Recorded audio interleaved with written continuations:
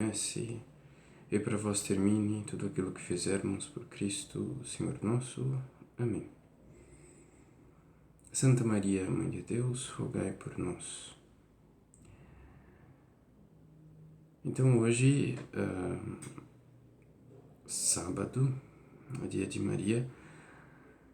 Maria, que é Rainha dos Anjos, eu vou dedicar a uma catequese teológica sobre os anjos.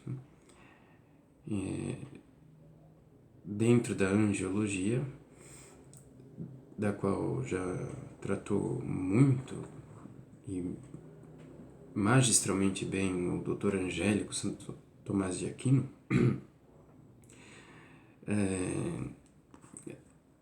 destacar hoje, portanto, aquilo que faz parte do conhecimento angélico e que ninguém precisa me ouvir, basta consultar a Suma Teológica, mas aqui a abordagem, embora fiel, embora fidedigna, né, não é a mesma. Nós vamos seguir uma linha de raciocínio que é a minha, quando eu escrevi esse texto, né, essa apostila. Portanto, é uma questão de opinião e não de magistério. Se quiserem, o magistério está lá. Se contradição existe entre uma coisa e outra, né, danado sou eu, mas de fato não tem. Né? Da forma de conhecimento angélico,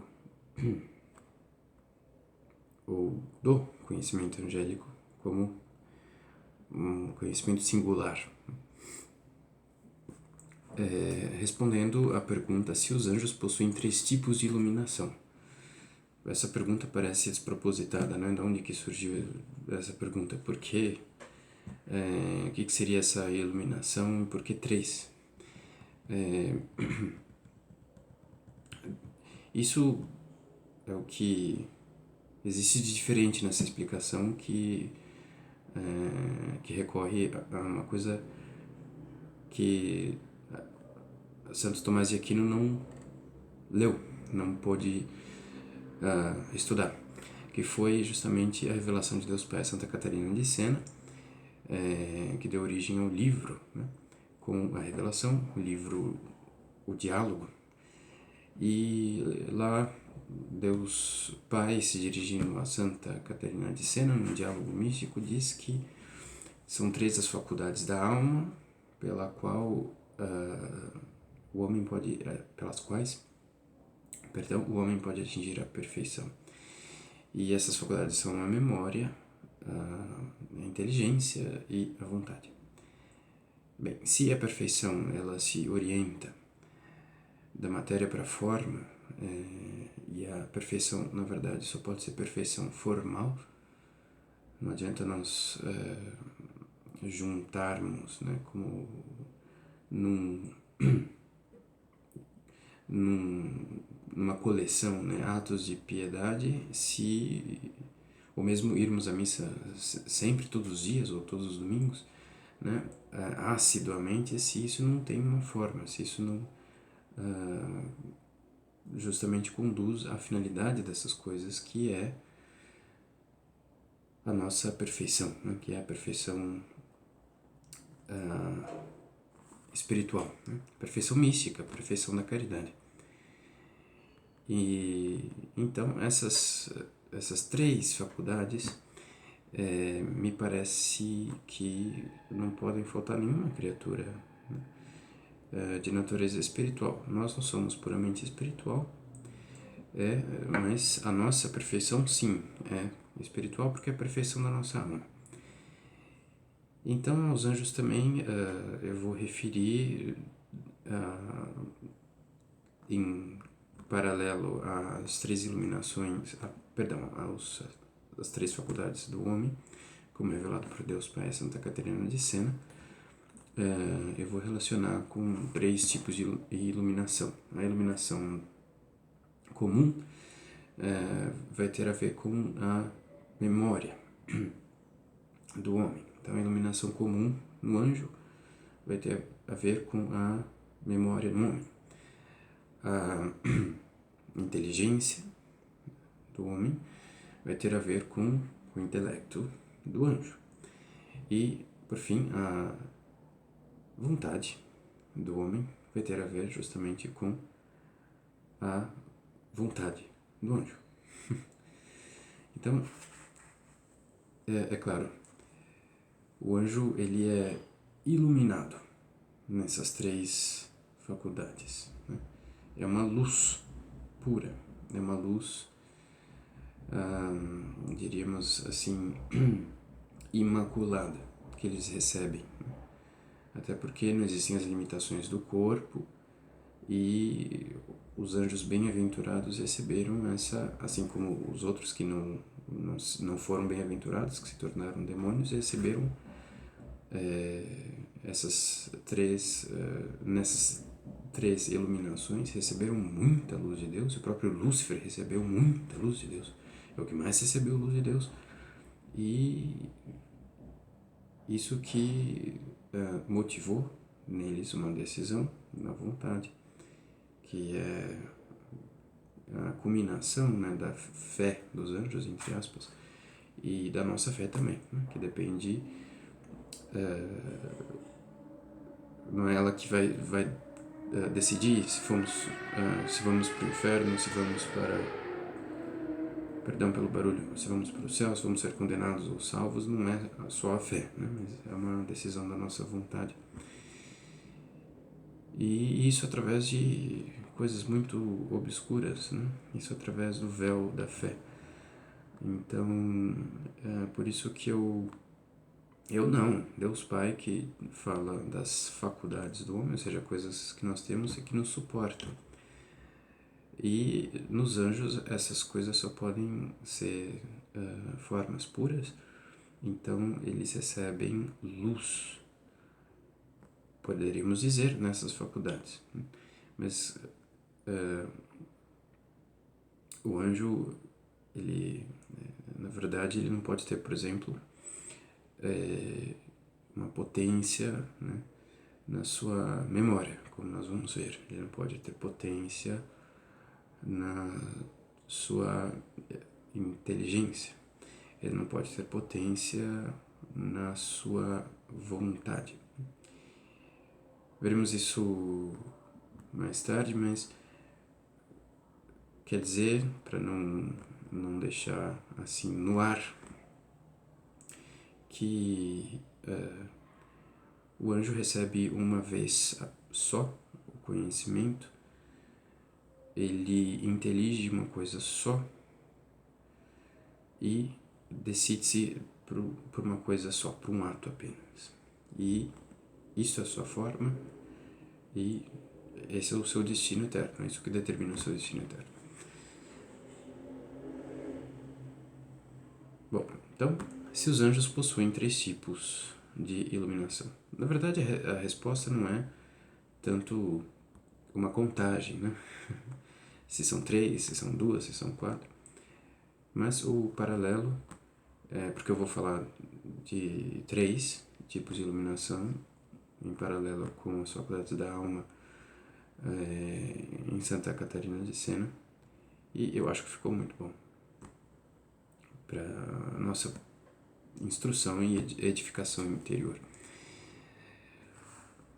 Os anjos das celestiais cortes, que adoram sem cessar a majestade infinita de Deus, são agraciados com 3 espécies de iluminação.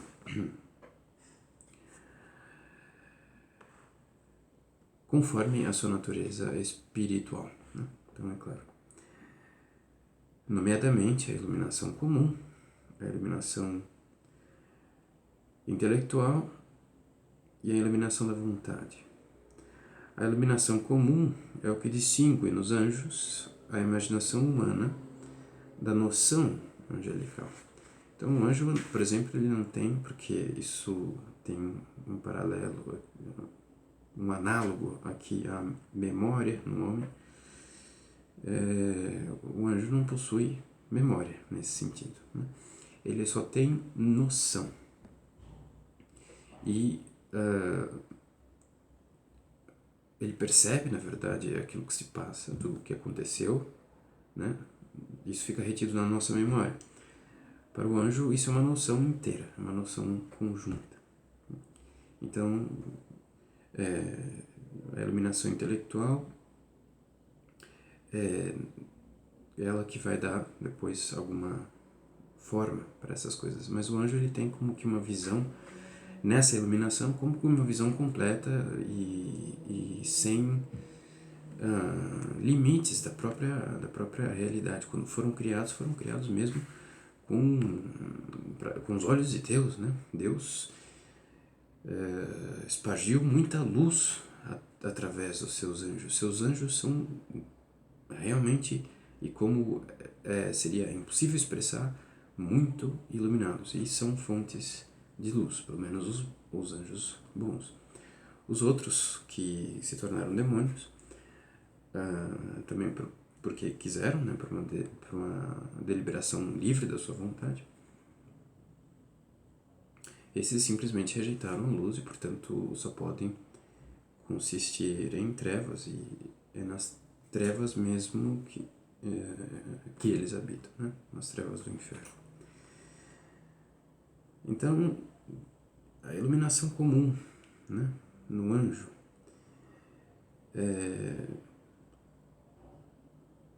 ela é o que distingue a nossa imaginação, que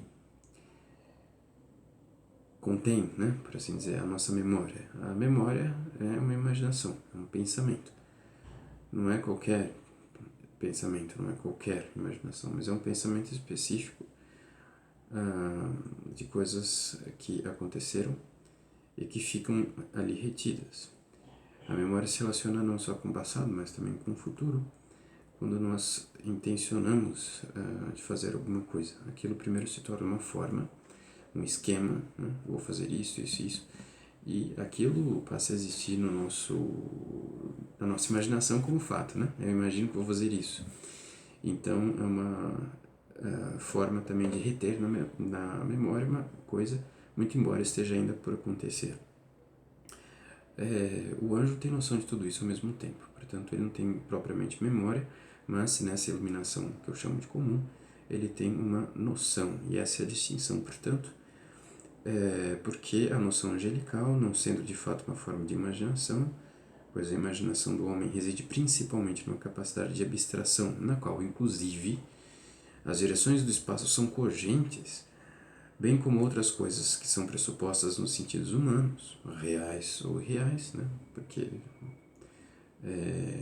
nós somos livres também, né, para pensar coisas que não existem e para sermos irrazoáveis, né? Os anjos não têm esse tipo de fantasia. A iluminação comum, angélica, ainda falando dela, nem é intermediada por signos, como a nossa, né? Nós vemos as coisas, a luz natural, né? Com que a percepção dos objetos, né, chega até nós. Ela é intermediada por signos, né? Tem signo, significado e referente. As coisas que nós vemos, né, não são essências, né? São, em geral, objetos, né, cujos acidentes é aquilo que eu estou vendo. Eu estou vendo algo, ao mesmo tempo que eu estou vendo algo de acidental, que é presente na matéria, né? A matéria se apresenta pelos seus acidentes, né? Eu não estou vendo, então, portanto, diretamente a essência dessa garrafa, a essência desse celular, não estou vendo a essência desse copo, nem da água contida nele. Então, no entanto, nós conhecemos essas coisas e conhecemos entes intelectuais, inclusive, como números, né? Que não são essências em si mesmas, né? A não ser se a gente partir para uma abordagem platônica, que é bastante estranho, né? O número 2, por exemplo, existe por si mesmo, se não for para contar duas coisas que existem na realidade.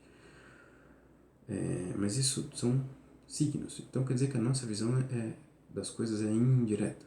Os anjos, por sua vez, veem as coisas na sua essência.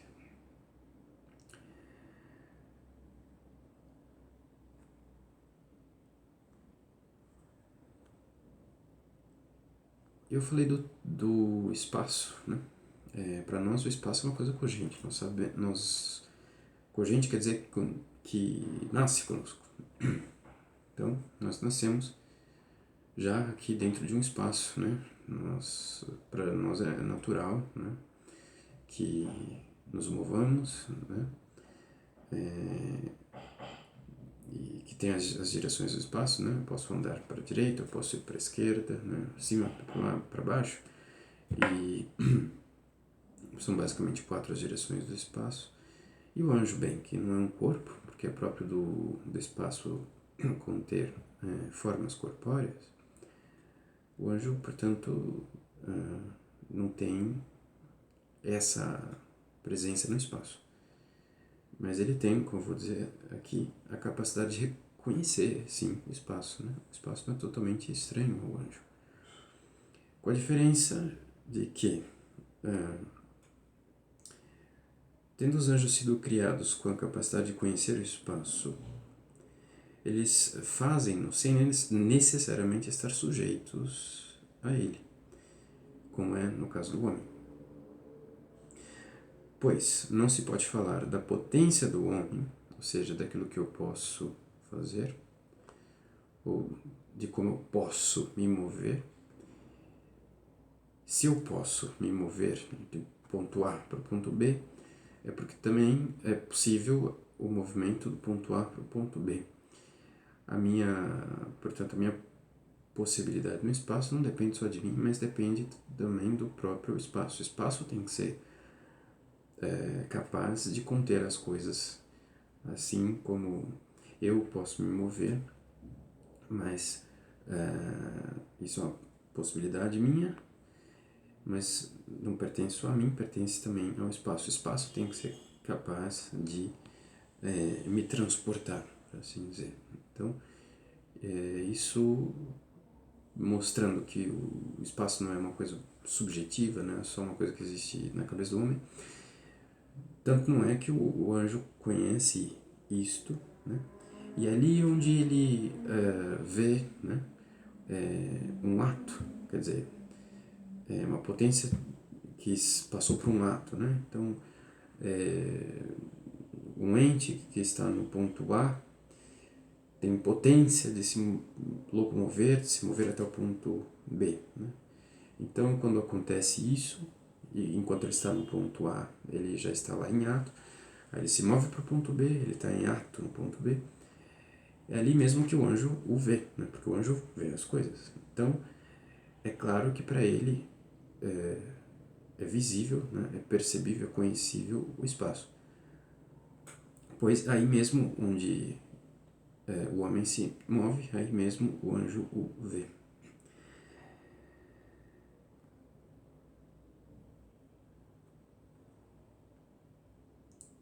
Se quer pela potência, né? Porque o anjo não tem potência no espaço, né? Nesse sentido, por não ter corpo, né? O anjo não pode passar de um ponto A para o ponto B no espaço. Então, nesse sentido, o espaço não corresponde digamos assim, a dimensão em que o anjo está. Quer dizer, o anjo não é abarcado pelo espaço. Porque se o fosse, ele teria alguma potência no espaço. Ele poderia ir de A para o B. Mas o anjo conhece, por noção, o ato desse espaço. Então ele vê onde cada um dos objetos está localizado no espaço. Separado da potência e do movimento comensurável que é aquilo que nós temos. Eu posso me mover, e posso me mover quanto? Né? 1 metro, 2 metros, 1 quilômetro. Isso é mensurável, né? Isso é medível, é comensurável. E isso é pertinente ao homem. Aí aqui eu faço um comentário sobre Kant, que não vem ao caso. Falando ainda da iluminação comum dos anjos, por exemplo, ela permite ao anjo perceber a sucessão de fatos no tempo. Veja que isso não é exatamente uma memória, porque ele vê a sucessão inteira e não apenas coisas distribuídas no passado e a circunstância presente, né? Como coisas que passaram e coisas que são agora, coisas que serão no futuro, mas ele vê tudo isso ao mesmo tempo. Mas, espera, não precisaria estar na eternidade para ver tudo isso ao mesmo tempo?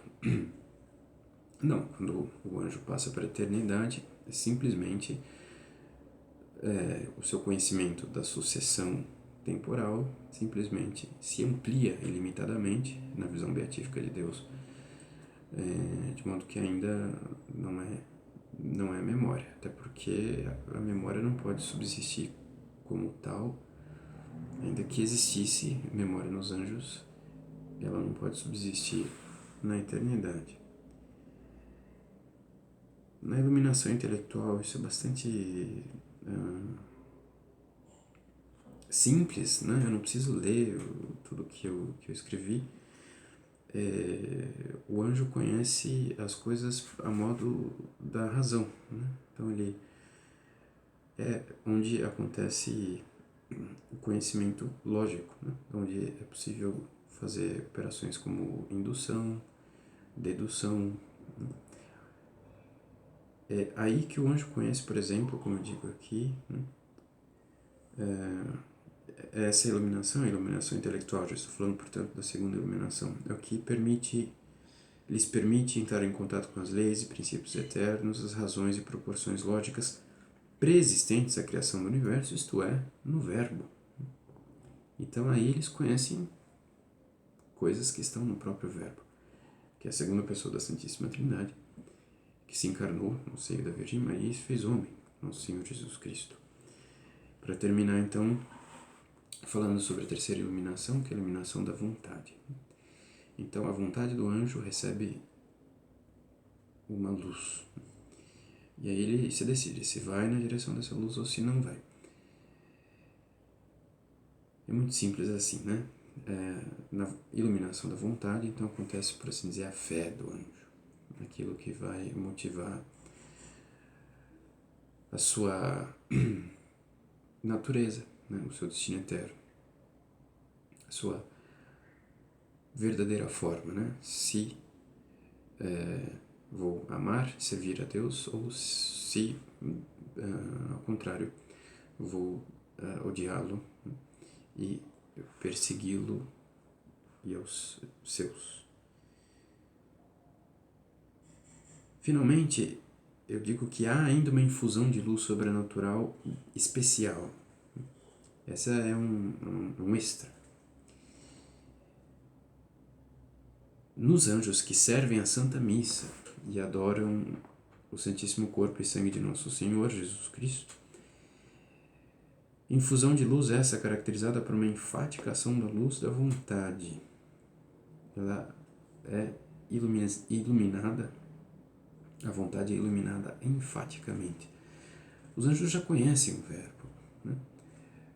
De alguma forma, pela iluminação do intelecto, mas aqui eles recebem um pouco mais de luz na vontade, não no intelecto, e nem na noção pura, que seria da iluminação comum. Mas Deus lhes concede uma luz enfática na vontade para que esses anjos, né, que servem a Santa Missa, que estão ao nosso redor, ali no momento em que estamos celebrando a missa na igreja,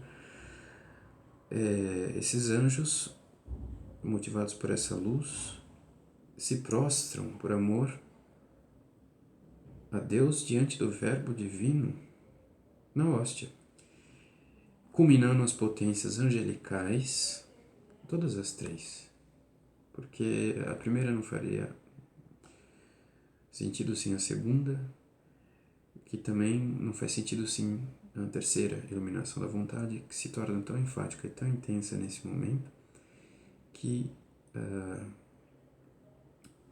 os anjos adoram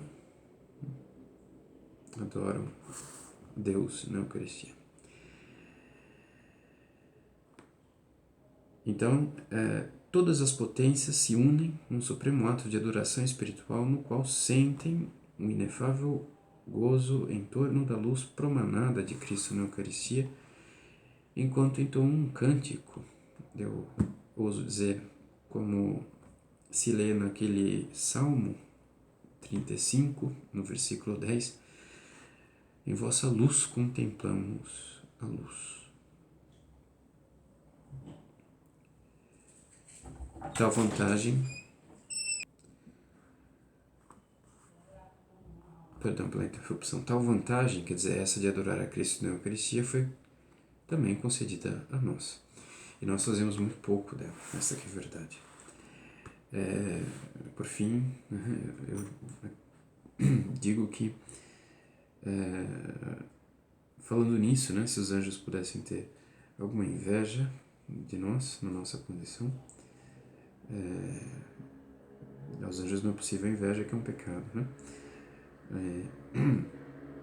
Esses anjos são bem-aventurados. Seria, mas se pudesse invejar-nos, né, invejariam-nos porque temos joelhos, né, com os quais podemos justamente fazer esse ato de adoração na missa concretamente, né? Nós, num ato só, né, que é aquele ato de dobrar os joelhos, essa é a nossa forma de adoração, né?